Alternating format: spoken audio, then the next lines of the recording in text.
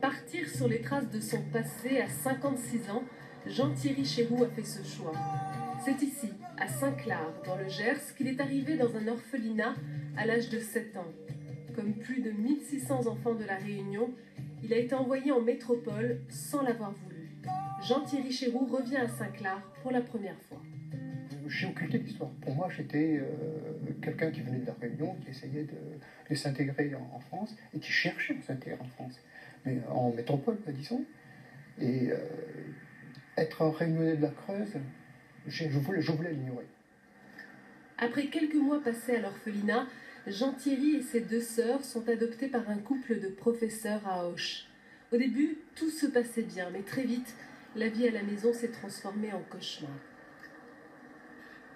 Mon père adoptif se comportait plus comme un tyran pour moi. C'était des roustes régulièrement. Son arme favorite, c'était une règle, je me souviens très bien, c'était une règle en tuya.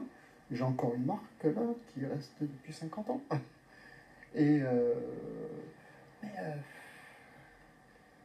pour un oui, pour un non, pour une règle qu'on n'avait pas suivie, pour lui c'était une façon d'asseoir son autorité.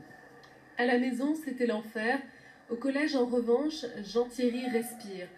Personne ne lui parle de ses origines, de la Réunion, sauf sa grande sœur. Aujourd'hui, Jean-Thierry est salarié d'une entreprise à Toulouse.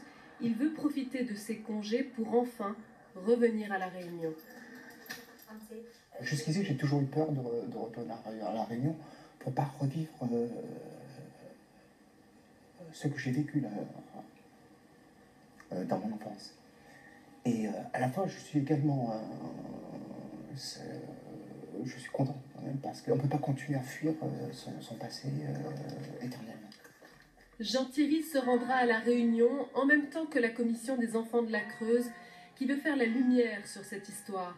Une histoire qui a bouleversé la vie de centaines d'enfants, des adultes aujourd'hui durablement marqués.